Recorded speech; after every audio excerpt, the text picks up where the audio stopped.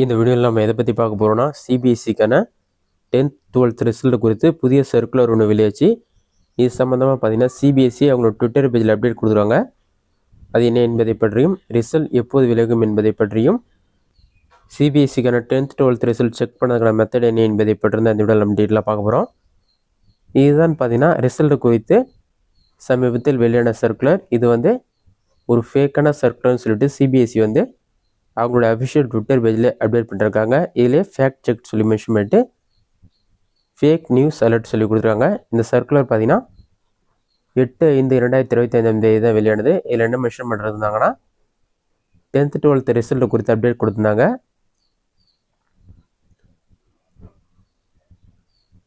இதில் பார்த்தீங்கன்னா CBSE all set to declare result for both 10th and 12th 2025 students சொல்லி mention பண்ணிட்டு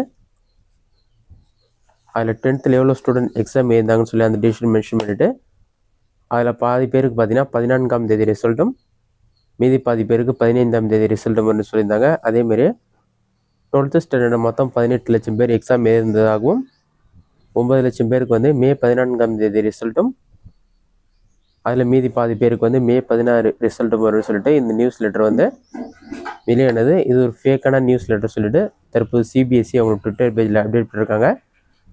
இது மட்டும் இல்லாமல் சிபிஎஸ்சிக்கான ரிசல்ட் பார்த்தீங்கன்னா 10th 12th ரிசல்ட் கண்டிப்பாக மே மாத இறுதிக்குள் மே மாதத்திலே வெளியாகும் என்று கூறப்பட்டுள்ளது. இது சம்பந்தமாக அஃபிஷியல் டேட் விரைவில் வெளியிடப்படும் என்று எதிர்பார்க்கப்படுகிறது. அடுத்ததாக சிபிஎஸ்சிக்கான ரிசல்ட் வந்த பிறகு நீங்கள் அதை ஆன்லைன் மூலமாக செக் பண்ணுறதுக்கான மெத்தட் என்ன என்பதை பற்றி பார்க்கலாம். இதற்கு பார்த்தீங்கன்னா ஃபஸ்ட்டு உங்களோட மொபைலில் ஏதாவது ஒரு ப்ரௌசர் ஓப்பன் பண்ணிக்கிங்க.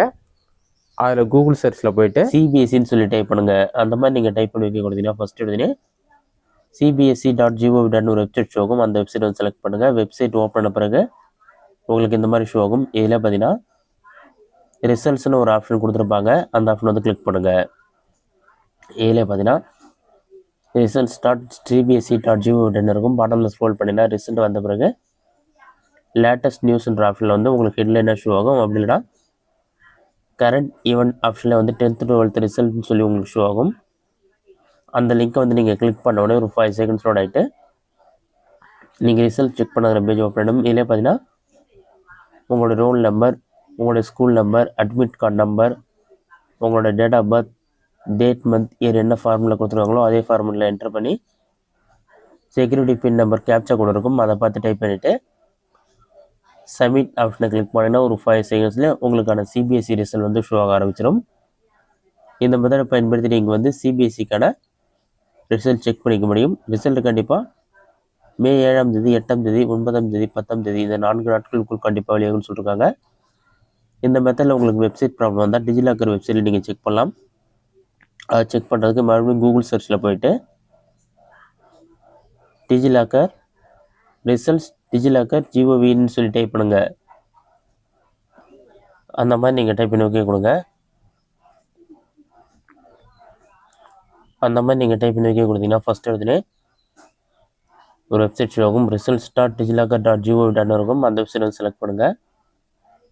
வெப்சைட் ஓப்பன் பண்ண பிறகு எந்தெந்த மாநிலத்துக்கெலாம் 10th 12th ரிசல்ட் ஓப்பன் ஆகிருக்குன்னு சொல்லிட்டு டேட் ஷோ ஆகும். உங்களுக்கு சிபிஎஸ்சி ரிசல்ட் ஓப்பன் ஆன பிறகும் சிபிஎஸ்சி 10th 12th ரிசல்ட்னு சொல்லி ஷோ ஆகும். அதில் செக் ரிசல்ட்னு ஒரு ஆப்ஷன் இருக்கும். அந்த ஆப்ஷனை கிளிக் பண்ணி நீங்கள் ரிசல்ட் செக் பண்ணி பார்த்துக்கொள்ள முடியும். இதுதான் ரிசல்ட் குறித்து வெளியிட முக்கிய தகவல். ரிசல்ட் செக் பண்ணதுங்க பார்த்தேன்.